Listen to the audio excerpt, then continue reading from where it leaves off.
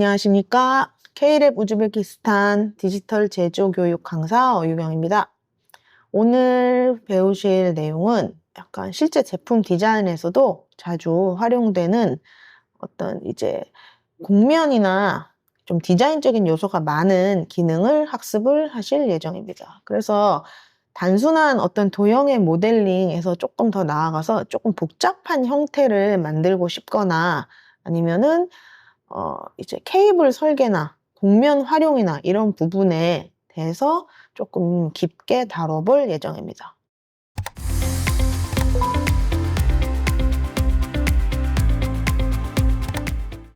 사용하는 소프트웨어는 역시 퓨전입니다. 그래서 퓨전에서 이제 창을 띄우는데 저희가 이제 그동안에는 스케치를 그리고 그 스케치에서 익스트루드나 여러 가지 기능을 사용을 했는데 이번에는 어떤 이제 조금 다른 파이프나 스윕 명령을 사용한 형태를 만들어 보도록 하겠습니다. 그래서 일단 스케치를 할 때 가장 중요한 거는 내가 어느 면을 사용을 할 것인가 이거죠. 그래서 브라우저에 보시면은 이제 일단 오리진을 한번 켜보겠습니다. 그러면 가장 가운데 있는 1.5 그 다음에 방향성을 가르치죠. X, Y, Z가 있고 그 다음 면에 해당하는 XY면 그 다음에 XG 바닥면이죠. 그 다음에 YG면 요렇게 세 개의 면 중에서 어디에다가 내가 스케치를 처음에 시작을 할 것인가를 이제 형상에 맞춰서 먼저 결정을 해 주셔야 됩니다. 그래서 저희가 지금 진행을 할 거는 XG 평면에다가 스케치를 해보겠습니다. 그래서 XG 평면을 선택을 해서 크리에이트 스케치 하면은 상단에 메뉴가 스케치 메뉴로 바뀝니다. 그러면 저희는 일단 둥근 케이블을 만들어 볼 예정이라 일단 원을 하나 그려보도록 하겠습니다. 그래서 원은 여기 나와 있죠. 원도 사실 서클도 종류가 있어요. 그래서 이 삼각형을 내려보면은 서클이 종류가 뭐 이렇게 2포인트 서클, 3포인트 서클 이런 게 있는데 일단은 가장 많이 사용하는 가장 위에 있는 이제 센터를 사용하도록 하겠습니다. 그래서 가운데 점을 이 중앙점에 가까이 가면은 보면 이렇게 사각형 형태로 엣지가 딱 맞아 떨어지는 순간이 있습니다. 클릭을 하고 편하게 넓게 한 다음에 이게 숫자를 넣는 창이 자동으로 뜨면은 거기에 이제 지름이나 반지름을 입력을 하시면 됩니다. 그래서 30을 한번 넣어 보겠습니다. 그러면 원 형태가 나왔죠. 요 안에 이렇게 살짝 정렬을 해보겠습니다. 그래서 이 원에 대한 거를 조금 설명을 하면 지금 이렇게 면을 선택이 됐어요. 요거는 그러면은 이제 막힌 거예요. 근데 여기 보면 스케치 팔레트가 있습니다. 스케치 팔레트에 보면은 이 구성선을 선택하는 게 있어요. 그래서 이 라인을 여기 보이는 보조선으로 바꿀 수가 있어요. 그럼 보조선으로 바꿔놓으면은 면이 아니죠. 보조선이기 때문에 선택을 해도 면으로 파랗게 되지가 않아요. 근데 이 보조선을 해제를 해요. 요거를 보조선을 해제를 하면 다시 파랗게 되죠. 그때는 내가 선택한 이 원이 면인 상태예요. 근데 내가 요거를 보조선으로 바꾸면은 선택을 해도 요게 면이 아니기 때문에 이렇게 파란색으로 변하지 않는다라는 걸 기억을 해주세요. 그러면 이제 보조선으로 바꿔놓으면은 내가 마우스나 이렇게 클릭을 해도 선택이 안 되기 때문에 요거를 어떤 기준점이나 보조선으로 사용할 때 편하다라는 부분을 알아두시면 좋을 것 같습니다. 그래서 이 명령의 프로파일에 포함이 되지 않는 걸 기억을 해주시면 돼요. 그래서 이 동그라미를 기준으로 파이프 라인이 만들어질 거라서 일단 원점을 중심으로 했고 정면에서 한번 보겠습니다. 정면에서 봤을 때 원을 하나 더 그리겠습니다. 원점에서 바깥쪽 9시 방향으로 나가서 엣지가 딱 맞아 떨어지면 아마 X라는 형태가 뜰 거예요. 네모와 X가 딱 맞아 떨어지죠. 여기서 클릭을 해서 다시 또 원을 작성하겠습니다. 그럼 여기 파이프 한 가닥을 그려줄 건데 두께를 2를 잡겠습니다. 그래서 엔터 해보겠습니다. 그러면 여기 지금 생겼죠. 근데 요게 지금 구성선이면 어떻게 돼요? 보조선이 되는 거죠. 요거를 해제를 해 주겠습니다. 그러면 선택을 하면 이 한 가닥에 이제 원형이 이제 완성이 되는 겁니다. 그래서 탑뷰에서 보고 수직 수평을 딱 맞추기 위해서 구속 조건을 걸어 주겠습니다. 그래서 수직 수평 수직 구속 조건으로 클릭을 해서 이 보조선의 원의 중심점과 그 다음에 여기 가느다란 작은 원의 중심점을 클릭을 해주겠습니다. 그러면 이렇게 구속이 걸려 있다라는 기호가 표시가 됩니다. 자, 그럼 이제 파이프 형태를 만들 건데 이 원을 따라서 다 일일이 동그라미를 그려주는 게 아니라 이제 패턴을 주면 되겠죠. 그래서 패턴 명령어를 찾아보도록 하겠습니다. 크리에이트에 보면은 이제 원형 패턴이 있어요. 서큘러 패턴 클릭을 해보겠습니다. 그러면 팔레트가 떴죠. 그러면 여기 보면 오브젝트를 선택하라라고 되어 있어요. 그러면 당연히 개체는 요 작은 원이겠죠. 이 작은 원을 선택을 했습니다. 그리고 두 번째 보면은 센터 포인트 셀렉 중심점이 여기겠죠. 이 중심점을 중심으로 오케이. 그러면 지금 몇 개예요? 3개니까 지금 하나, 둘, 3개의 원이 지금 같은 간격을 중심으로 이 원에 이루어졌어요. 그럼 이게 올라갈수록 어떻게 돼요? 점점점 많아지겠죠? 이렇게 내가 원하는 개수에 도달할 때까지 뭐 이렇게 해주셔도 되고 아니면 숫자를 네모 안에 직접 입력을 하셔도 됩니다. 그래서 지금 한 이 정도 16개의 원형 패턴을 지금 만들었습니다. 그러면 한번 선택을 해보면 되겠죠? 그래서 OK를 한번 해보겠습니다. 그러면 여기 지금 다 파란색이죠? 파란색, 파란색, 파란색. 전부 다 이 원들은 이제 파란색이에요. 근데 처음에 만들었던 이 원을 기준으로 해서 원형 패턴이 만들어진 거기 때문에 이 원을 지우게 되면은 다른 작은 나머지 15개의 원들도 다 영향을 받는다라는 거는 기억을 해주시면 좋을 것 같아요. 그럼 여기서 이제 파이프 라인을 만들 수 있는 스케치는 끝이 났습니다. 그래서 피니시 스케치 클릭을 해보겠습니다. 그러면 뭔가 바닥에 이렇게 둥그렇게 생겼어요. 그러면 브라우저에서 조금 이렇게 오리진은 제가 지웠어요. 그리고 스케치 여기 있죠? 스케치 지우면 이렇게. 그러면 보조선이 있고 지금 16개의 원이 그려져 있어요. 그러면 여기서 이제 파이프 라인을 그리게 되는데 일단 라인이 따라갈 수 있는 기준선이 필요해져요. 그냥 방향성 없이 선이 만들어지지는 않겠죠. 그러면 이 중에서 이제 처음에 우리가 이 바닥면에다가 첫 번째 스케치를 그렸기 때문에 이번에는 이제 앞에서 바라보는 정면에다가 스케치를 해서 X, Y 면에다가 크리에이트 스케치를 해보겠습니다. 그럼 여기서 이제 시작되겠죠. 그러면 기준점을 시작해야 되죠. 그러면 이제 곡선을 이제 하나 그려줄 건데 곡선을 그리려면 크리에이트 안에 스플라인이 있어요. 그러면 포인트에 딱 맞는 이 스플라인을 선택을 해주고 처음에 이 스플라인의 시작점을 이 원이 시작되는 이 원점에다 맞춰주면 좋겠죠. 그래서 원점에서 스플라인을 시작을 찍어주고 위로 올릴게요. 그러면 뭐 클릭하면서 천천히 뭐 이런 식으로 좀 긴 형태에 맞아지겠죠? 그럼 다 됐다. 그러면 여기 체크박스 체크를 해줄게요. 그러면 이렇게 돼요. 그러면 이제 이 형태를 조금 뭐 내가 원하는 대로 이제 바꿔줄 수 있거든요. 그 전에 이제 전체적인 이제 디멘전을 잡아줘야 될 것 같아요. 그래서 여기 디멘전을 이 원점과 끝점에 높이를 잡아줄게요. 높이는 지금 좀 크게 잡을까요? 크게 잡았어요. 그리고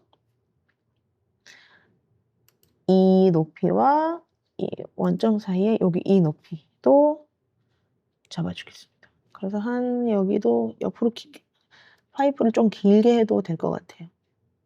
그러면 잡아줬어요. 자, 요렇게 잡혔으면 이제 치수는 맞아졌는데 약간 곡선이 예쁘지가 않아서 곡선의 위치를 조금 요렇게 한번 잡아봤습니다. 요렇게 둥글게 요렇게 잡아주고 클릭을 하면 요렇게 또 이렇게 핸들링이 가능하죠. 요렇게 내가 살짝 요렇게 돌려야겠다. 그리고 요 점을 기준으로 내가 살짝 돌려야겠다 해서 원하시는 형태로 스플라인을 이렇게 조정을 해주시면 될 것 같습니다. 그래서 이 정도면 됐다라고 하면은 이제 스케치가 끝났고 지금 구속 조건이 다 맞아졌는지 확인을 해보시면 되겠습니다. 피니시 스케치 했습니다. 그러면 뷰 큐브 활용해서 보면 지금 바닥면에 동그라미가 생겼어요. 그리고 여기서부터 파이프가 지나가야 할 앞면에서 봤을 때 파이프가 지나가야 할 곡선면도 기준점이 지금 잡혔어요. 그러면 이제 여기서 이 원이 따라서 이 라인을 따라서 수입이 가능하도록 명령을 실행을 해 보겠습니다. 그래서 크리에이트에 가면은 이렇게 마우스를 가까이 가져가면 설명이 나오죠. 그래서 기준선을 따라서 수입된다라는 말이 나와 있어요. 그래서 클릭을 하면 창이 뜹니다. 여기서 보면 이제 타입이 나와 있죠. 타입은 이제 싱글 패스, 그 다음에 프로파일 뭘 잡아서 할 거냐라는데 한 개씩 잡아도 여기 원 이렇게 클릭해서 한 개씩 잡아도 되고 아니면 마우스로 쫙 이렇게 해서 한꺼번에 다 드래그를 해주시면 됩니다. 그래서 지금 프로파일이 16개가 셀렉티드 선택이 됐다고 돼 있죠. 아까 우리가 이제 16개를 그렸잖아요. 그러면 16개 완성이에요. 그러면 이제 기준이 있죠. 패스를 알려줘야 돼요. 경로가 어떤 거냐라고 하면 경로는 아까 우리가 앞면에서 그렸던 조금만 요게 패스가 되겠죠. 요 라인을 패스로 잡아볼게요. 그러면 지금 현재 미리 보기가 되어 있는 상태예요. 그러면 이 패스를 따라서 일자로 요렇게 파이프라인 형성이 됐어요. 근데 여기서 조금 더 이제 세부 사항을 틀 수가 있어요. 그래서 경로를 따라갈 수 있도록 하는데 아래쪽에 보면은 꼬아줄 수 있는 이렇게 트위스트하는 앵글 각도가 나와 있어요. 각도를 조금씩 처음 제가 한번 60도 정도 한번 줘보겠습니다. 그러면 이 정도, 그죠? 조금씩 바뀌죠? 아니면 아예 한 180도 정도 줘보겠습니다. 그래서 비틀리는 각도를 한번 잡아주고 OK를 해보겠습니다. 그러면 이제 하나하나 바꿔줘야 되기 때문에 시간이 좀 걸려요. 근데 그래도 지금 돌아가는 거 보이시죠? 여기까지 하는데 이제 모양을 잡아주는데 시간이 조금 걸려요. 근데 이렇게 잡아줬어요. 요거 형태적으로 한 180도 잡아주니까 이 정도예요. 그래서 첫 번째 형상이 만들어지니까 지금 스케치는 다시 또 눈을 감았죠. 눈을 뜨면 이런 형태가 돼요. 그래서 한 180도는 이 정도인데 한번 피처를 한번 바꿔서 다시 한번 줘볼게요. 그래서 아이고 요 작업을 할 때는 조금 용량을 먹어요. 그래서 천천히 진행하셔야 돼요. 꺼져요. 여기 트위스트 앵글을 조금만 더 한번 많이 주면 어떻게 되는지 한번 해보겠습니다. 트위스트 앵글 170도 270도로 한번 OK를 줘보겠습니다. 그러면 이게 또 구동되는데 시간이 걸려요. 그러면 지금 16개의 패스 라인을 따라서 지금 16개 원이 이런 식으로 돌아가요. 이렇게 해놓으면 가닥가닥 다 따로 나중에 이제 렌더를 넣어도 좀 다양한 색깔이 나올 것 같습니다. 그래서 스윕의 형상이 이런 식으로 나오게 되거든요. 그럼 실제로 이거를 출력을 했을 때는 어떤 식일까요? 방향에 따라서 서포트가 지금 안 세워지게 작성할 수도 있고, 근데 이런 형태 같은 경우에는 서포트가 세워지면은 상당히 좀 복잡해질 수 있어요. 안에 있는 걸 꺼내기가 어려워질 수 있어요. 근데 디자인적으로 지금 예를 들어 뭐 문고리라든가 인테리어라든가 이런 부분에서는 이런 형태의 오브제들이 좀 많이 쓰이고 있거든요. 근데 기억하실 게 사실 이런 거예요. 3D 프린터에는 특장점이 있어요. 3D 프린터의 특장점은 만약에 이런 형태의 오브제를 CNC라든가 아니면 뭐 수공이라든가 이런 걸로 작업을 하면 굉장히 어렵습니다. 그래서 쌓이는 방식 자체가 3D 프린터 같은 경우에는 적층식으로 차곡차곡 안에서 밖으로 또는 밑에서 위로 올라가는 형태의 적층 방식을 가지게 돼요. 근데 만약에 이제 금형을 하는 곳이나 이제 CNC를 한다거나 이런 곳에 가면은 금형은 밖에서부터 안으로 들어가죠. 그러면 이런 형태 같은 경우에는 CNC로는 이제 만들어낼 수 없는 형상이 되거든요.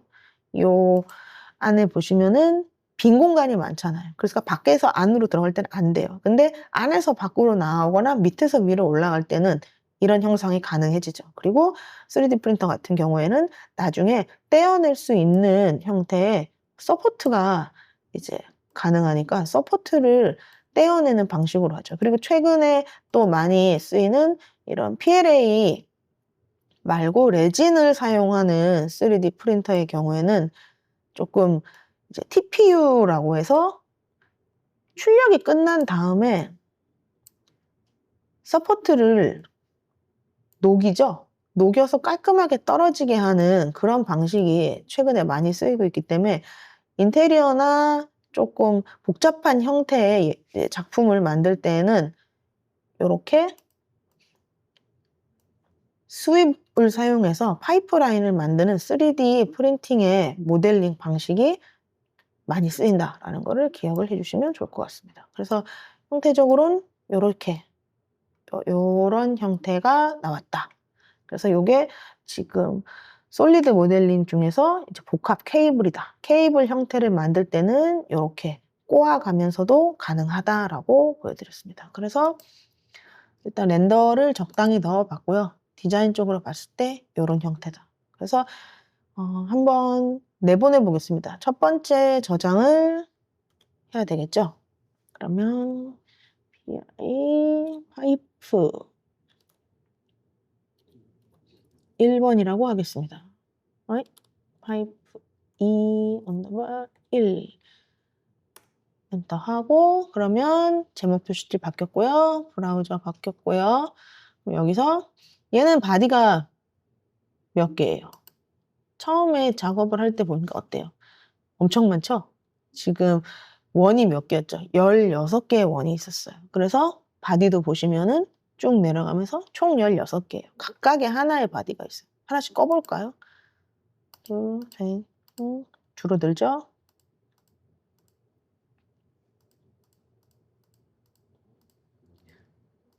마지막 한 개. 요게 16번이네요. 그래서 이 패스를 따라서 갔는데 270도의 트위스트 각도를 주고 움직이는 형태의 파이프라인이 만들어진 거여서 약간 패스라인하고 조금 다르게 가고 있죠.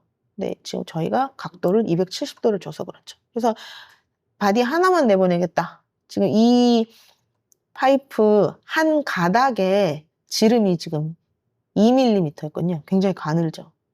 그리고 뭐 이렇게 2개 원하는 대로 해서 하나씩 다 한번 내보내 보겠습니다. 내보내서 슬라이싱 소프트웨어에 가면 어떤 식으로 서포트가 생기는지 한번 확인해 봐도 될 것 같습니다.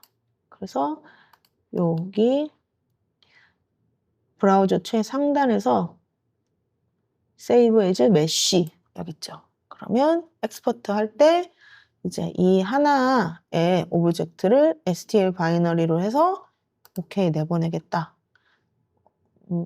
어디에? 바탕화면에 파이프 1이라고 해서 저장을 했습니다. 그러면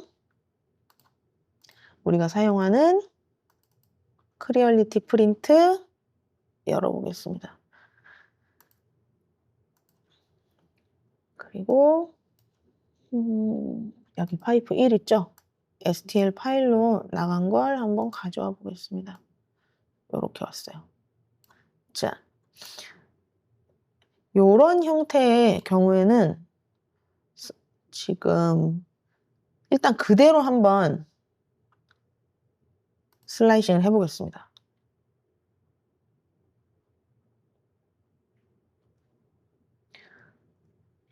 슬라이싱은 지금 되는 형태예요. 그리고 바닥으로 봐도 바닥에 붙는 부분도 제대로 잘 붙어 있어요. 근데 보시면은 반대쪽에 보면 아래쪽에 보면은 지금 이게 다 동그란 파이프 형태의 모양이라 서포트가 있어야 될 것 같아요. 한번 서포트 넣어 볼게요.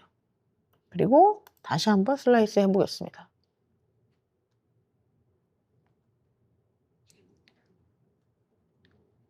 제너레이팅이 오래 걸리는 거 보니까 서포트가 엄청 많이 들어갈 것 같아요.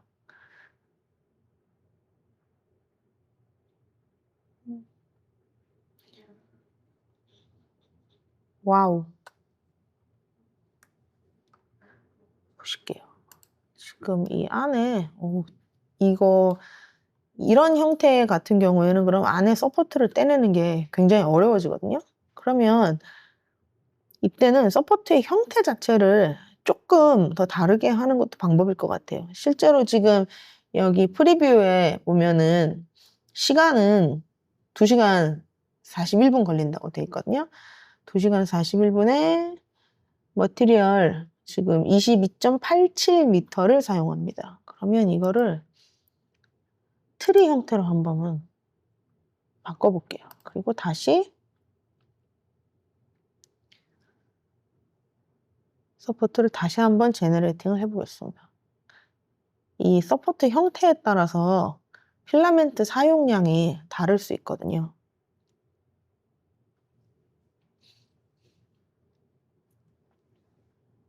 그러면 가장 좋은 서포트는 어떤 걸까요? 떼내기 쉬운 서포트가 가장 좋은 서포트입니다. 지금 달라졌죠? 프리뷰를 보시면 어때요? 시간은 크게 차이가 없어요. 근데 머티리얼 랭스가 아까는 22점 얼마였죠? 근데 지금 16.83으로 줄어들었어요. 그러면 사용량이 줄었다라는 것 이외에도 접촉 면적이 적기 때문에 이제 떼어내기가 조금 더 수월하다. 이런 형태를 보시면 될 것 같아요. 그래서 얘를 한번 내려볼게요. 이렇게 내리면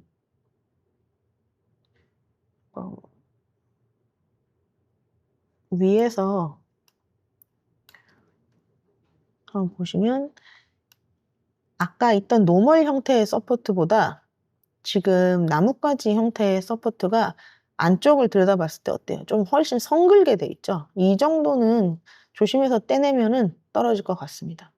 그래서 요 오브제 같은 경우에는 서포트의 타입을 노멀이 아니라 트리 형태로 하는 게 맞았다라고 보시면 될 것 같습니다. 그래서 출력은 된다라는 것까지 확인을 했습니다. 그래서 뭐 이대로 출력하겠다라고 하면은 이제 나가면 되죠. 엑스포트 해서 나가면 돼요. 근데 하나 예를 들면 지금 방향성을 저희가 요거를 무브해서 바텀 냈을 때 요 상태죠. 만약에 혹시 돌린다. 이런 식으로 돌렸다. 이렇게 내면은 거의 지금 잘 안 된다라고 보셔야 돼요. 바닥과의 접촉 면적이 가장 많은 형태를 취하는 게 맞습니다. 그래서 아까 했던 대로 요렇게 돌려라. 그리고 바닥에 딱 붙여라. 그래서 그 형태를 취하는 게 맞겠습니다. 그래서 파이프 형상도 퓨전에서는 쉽게 만들 수 있다. 그래서 디자인적 요소를 가미할 수 있다라고까지 진행을 해봤습니다.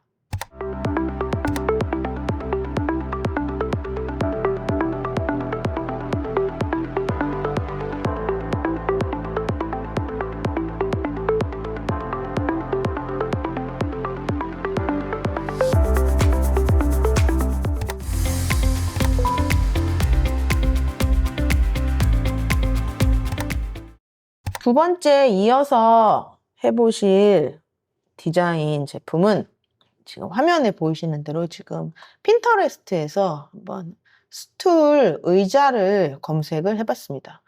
되게 다양한 여러 가지 형태의 스툴이 있죠.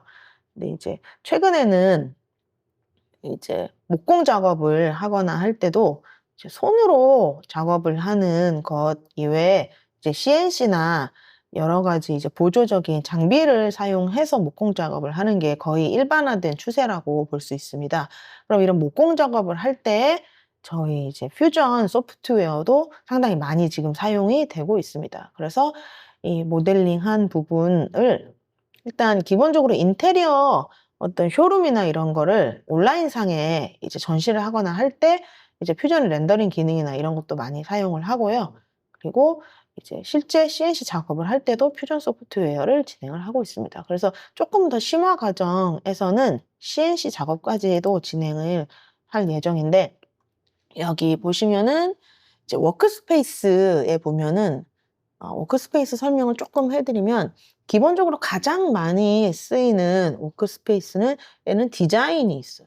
그리고 여기 제너레이티브 디자인, 요거는 지금 이 계정이 이제 무료로 사용되는 계정이어서 활성화가 안 돼 있습니다. 근데 이제 유료 계정이나 팀 계정의 경우에는 이렇게 제너레이티브 디자인도 진행이 됩니다. 그래서 이거는 협업으로 디자인을 할 때 쓰이는 부분이고요.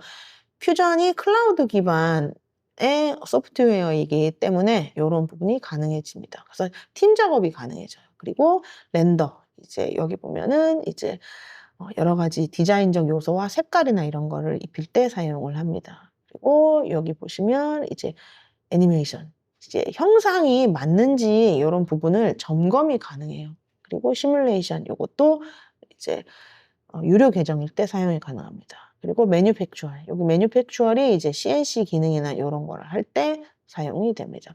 잠깐 들어가 보면은 여기 보시면 매뉴팩처얼 워크스페이스 안에 보면은 약간 조금 다르죠. 셋업이나 여기 보면 이제 2D로 이제 CNC 작업할 때, 그리고 이제 3D 툴패스를 사용해서 CNC 작업을 할 때, 그 다음에 뭐 이제 드릴의 세팅이라든가 이런 거를 할 때 이제 많이 사용이 됩니다. 그래서 목공 작업이나 그 외에 이제 금속의 금형이나 CNC에도 퓨전은 사용되고 있다. 상당히 많이 사용된다라는 점 알려드립니다. 그래서 일단 가장 많이 사용하는 디자인으로 왔고요. 이제 아까 보셨던 이제 의자, 디자인적 요소를 조금 많이 가미한 스툴을 한번 시작을 해보겠습니다. 일반적으로 저희가 이제 가장 많이 사용하는 방법은 이 솔리드 부분에서 스케치를 그린 다음에 익스트루드를 진행을 하거나 다른 작업을 진행을 하는데, 단순한 경우에는 바로 크리에이트에서 이제 동그란 형태니까 이제 의자에 앉는 부분이죠. 그 부분은 실린더라는 명령어를 사용을 하면은 좋을 것 같습니다. 그래서 내려가면 실린더가 있죠. 그리고 마우스를 가까이 가져가면 이렇게 설명이 나와 있죠. 그러면 실린더를 한번 클릭을 해보겠습니다. 그러면 클릭을 하면 이제 어느 면에 그리는가 할 때 의자의 형태적인 부분으로 봤을 때 가장 윗부분에서 위에서 내려다보는 뷰가 되니까 이제 오리진 중에 여기 XG 면, 요 면에 선택을 해서 스케치를 그리면 될 것 같습니다. 그래서 크리에이트 스케치 이렇게 X지면 선택하면 상단에 메뉴가 스케치 메뉴가 이제 나옵니다. 그러면 원점을 선택해서 바로 실린더를 한번 그려보겠습니다. 선택하고 넓히면 이제 원 작성이 미리 보기가 되고 있죠. 안에 이제 의자에 적당한 한 320 정도의 입력을 해보겠습니다. 그래서 엔터 하면 곧바로 이렇게 실린더 팔레트가 있습니다. 그래서 미리 보기에는 지금 이 원 너비 같은 경우에 320으로 처음에 입력이 돼 있죠. 높이 같은 경우에는 5는 좀 작죠. 한 20mm 정도로 더 보겠습니다. 그러면 가장 처음에 이제 명령이 이루어졌기 때문에 오퍼레이션은 당연히 뉴바디로 진행이 됩니다. 그래서 OK를 하면 이렇게 바로 이렇게 어떤 오브제가 준비가 되죠. 그래서 첫 번째 익스트루드를 진행을 했기 때문에 스케치를 열어보면은 첫 번째 스케치는 이렇게 이제 감겨 있죠. 눈을 떴다 감았다 하실 수 있습니다. 그러면 원통이 지금 작성이 되어 있는 상태입니다. 그러면 이제 다리를 해야 되는데 의자 지금 뷰큐브의 홈 버튼 눌러보면 지금 이 아래쪽에 이제 의자의 다리가 이제 만들어져야 되겠죠. 그러면 다리를 만들 어떤 어느 면에다가 해야 될지. 그럼 요 앞면이니까 XY면이겠죠. 이 XY 면에서 다리 형태의 라인을 한번 그려보겠습니다. 그래서 우클릭하면 크리에이트 스케치가 나옵니다. 그럼 요 면에다가 이제 스케치 메뉴가 이제 만들어졌죠. 그러면 빠르게 그냥 선만 그려서 하면 되는데 선의 길이는 디멘전으로 줄 수 있어요. 근데 처음에 시작할 때 그냥 꾹꾹 찍어서 하는 것보다는 항상 원점 기준에서 수직 수평을 맞춰주는 게 좋습니다. 그래서 보통 시작할 때 그대로 클릭을 해서 한다기보다는 이렇게 원점에 마우스를 가까이 가져간 다음에 기준점이 있는 가이드 라인이 있어요. 가이드 라인을 따라서 내려오면 이렇게 네모가 찍혀요. 이렇게 한 칸 그리드 갈 때마다 이렇게 네모로 바뀌죠. 한 칸, 한 칸 내려가는 게 보이실 거예요. 그래서 이렇게 내려가고 아직 선은 그리지 않았어요. 근데 또 옆으로도 되죠. 옆으로도 칸칸이 갈 때마다 맞아져요. 그래서 이런 그리드를 맞춰가면서 선을 그리는 습관을 들이시면 더 좀 편할 것 같습니다. 그래서 클릭해서 지금 구석 조건으로 수평 기호가 지금 뜨는 게 보이시죠? 그리고 뭐 편하게 또 여기도 이렇게 그리드 맞춰서 수직 표시가 지금 구석 조건에 떠 있을 거예요. 그래서 편하게 그렸어요. 그래서 기역자 형태의 라인이 그렸다 끝났으면 체크박스 원형에 체크를 해서 종료를 했습니다. 그러면 이제 치수와 구속 조건을 일단은 만들어야 되겠죠. 디멘전 단축키 D입니다. 그래서 조금 멀리 뒤로 밀겠습니다. 편하게 그리시면 돼요. 그래서 요 길이 이 길이는 그러면 아까 원의 너비가 320이었죠. 얘는 그러면 한 150 정도로 맞춰보겠습니다. 그리고 이제 다리 길이 같은 경우에는 조금 더 길게 한 430 정도 맞춰보겠습니다. 밑으로 길어졌죠.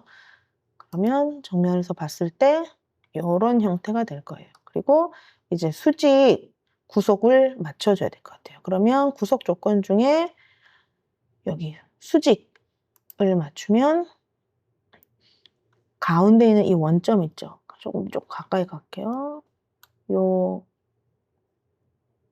원점과 이 라인이 이렇게 딱 맞아지면은 다리와 이 앉는 부분이 이렇게 맞아지겠죠. 그래서 구속 조건이 완성이 됐습니다. 그러면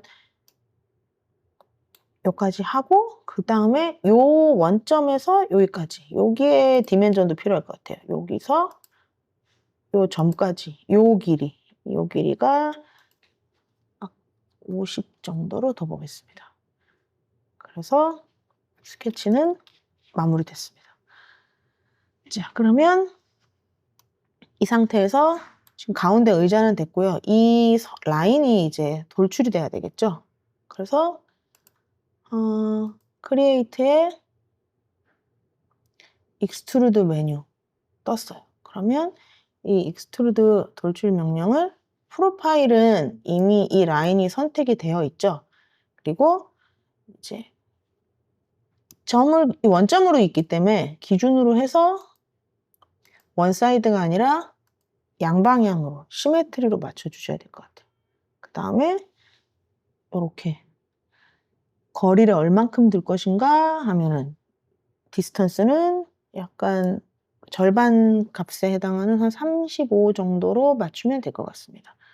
그러면 만들어졌어요, 다리가. 그러면 이것도 오퍼레이션 확인했을 때 뉴바디인 거 확인하고 엔터 넣습니다. 그럼 이렇게 다리가 됐어요. 그러면 모서리 부분에 약간 곡선을 줘야 될 것 같아요. 그래서 요 모서리 선을 잡아서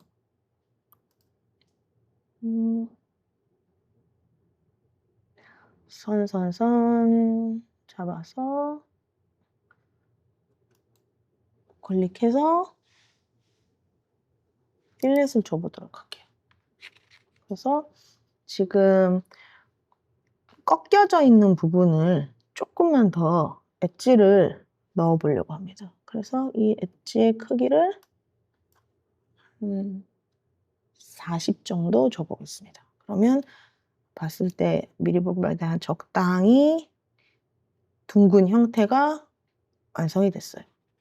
그러면 이 상태에서 OK를 해보겠습니다. 그러면 봤을 때 일단 한 개의 다리에 곡선이 지금 완성이 되어 있는 상태입니다.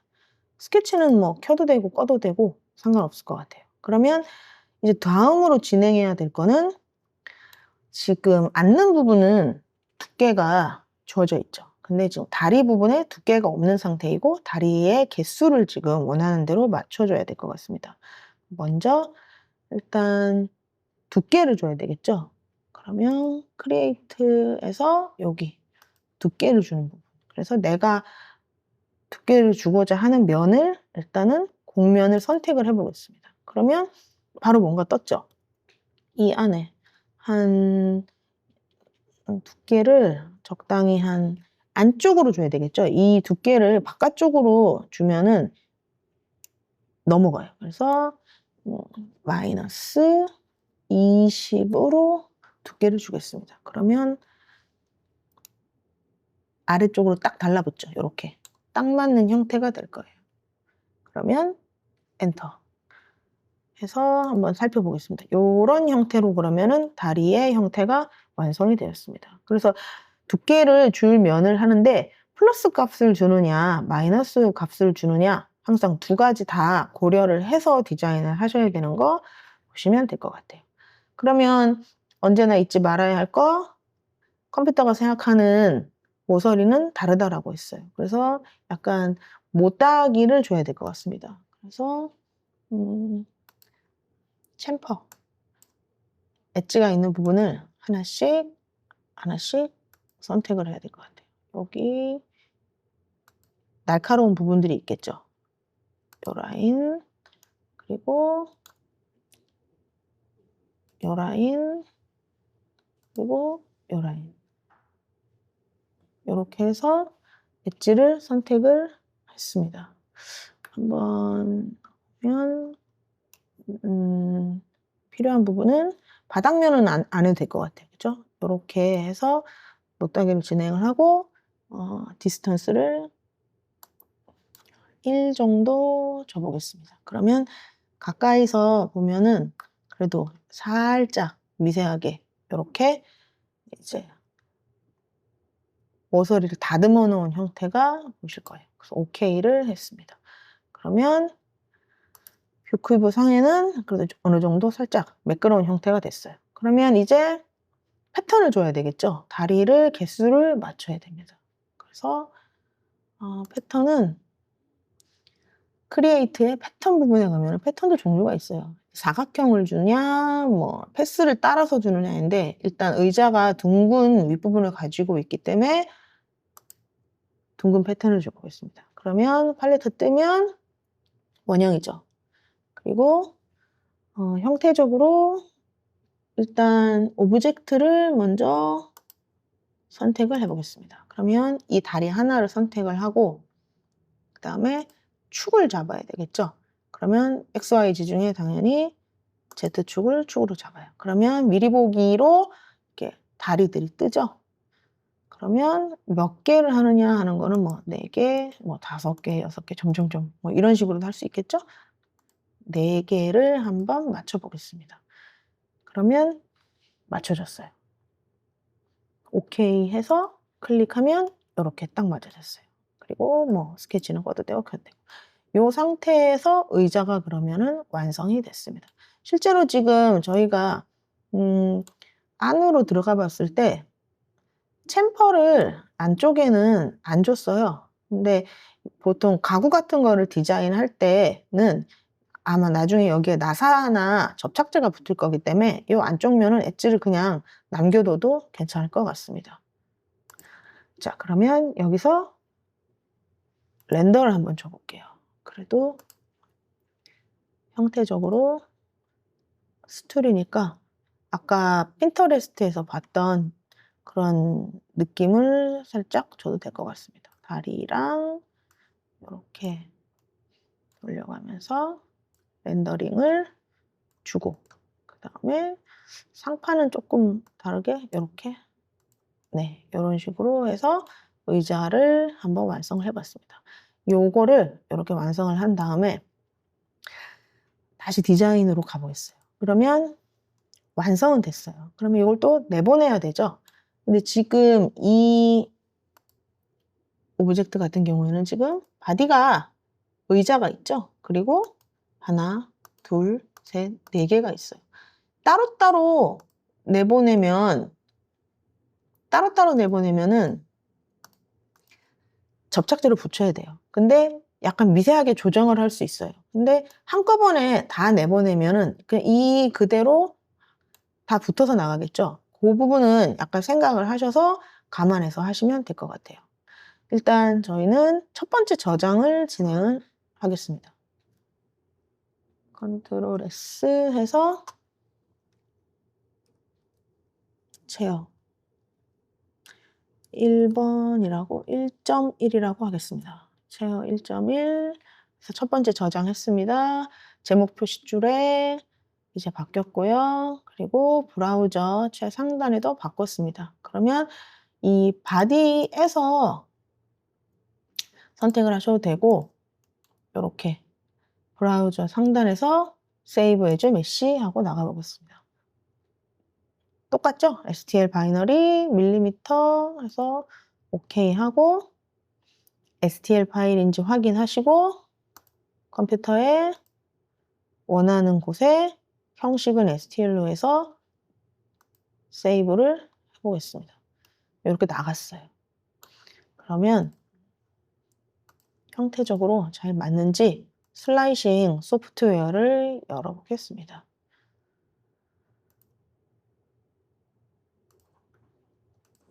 바탕화면에 체어, 의자가 있습니다. 그러면 한번 놔볼게요.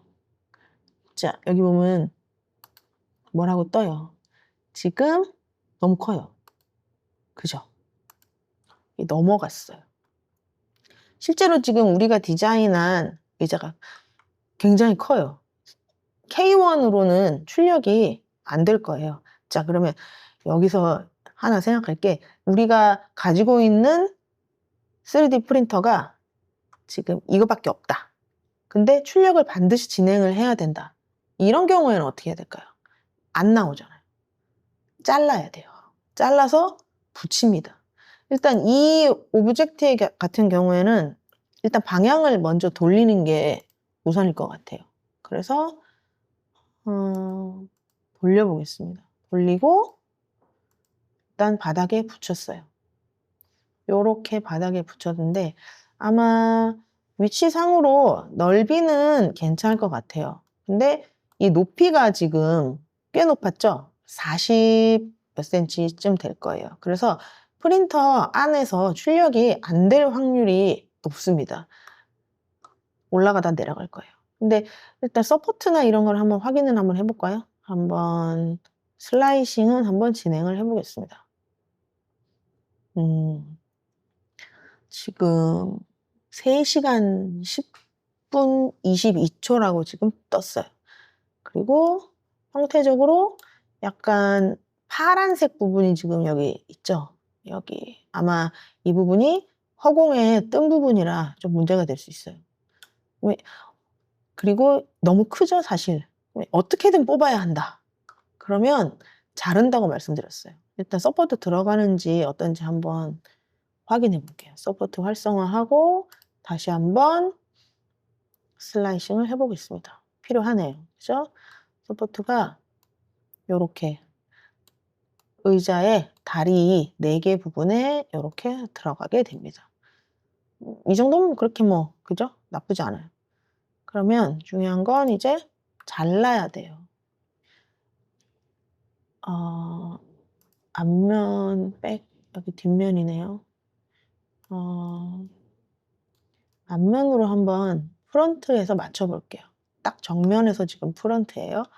여기 메뉴 중에 보시면은 여기 자르는 스플릿 메뉴가 있어요. 그래서 얘가 어느 파트에서 자를 수 있는지 내가 자신이 아랫부분에 의자 자체를 아예 잘라버려도 돼요.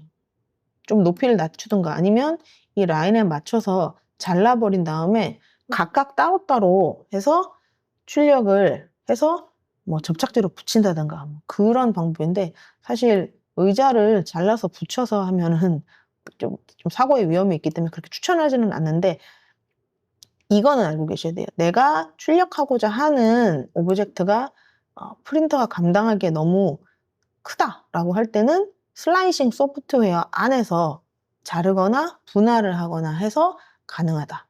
아니면 또 다른 방법으로 스케일 자체를 아예 줄여버리는 것도 방법일 수 있거든요. 그래서 아예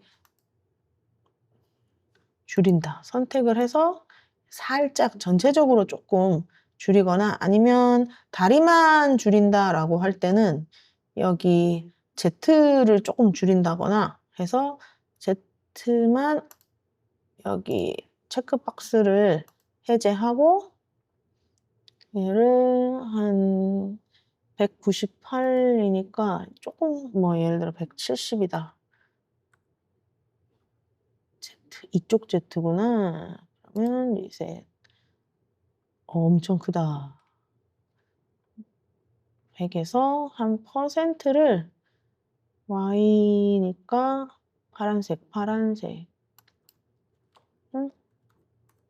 뭐 이런 식으로 다른 거 맞춰서 얘를 줄인다든가 위아래를 줄인다든가 하는 식으로 줄여서 맞추는 것도 방법일 수 있습니다.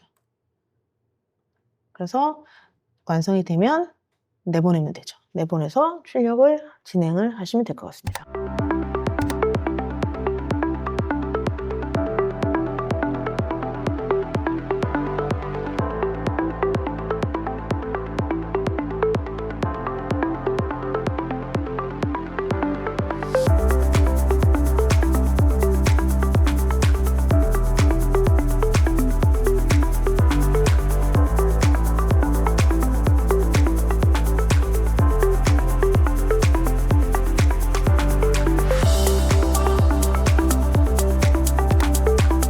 그래서 이번 시간에는 지금 여기까지 한번 좀 디자인적인 요소가 가미된 작업을 진행을 해 봤습니다.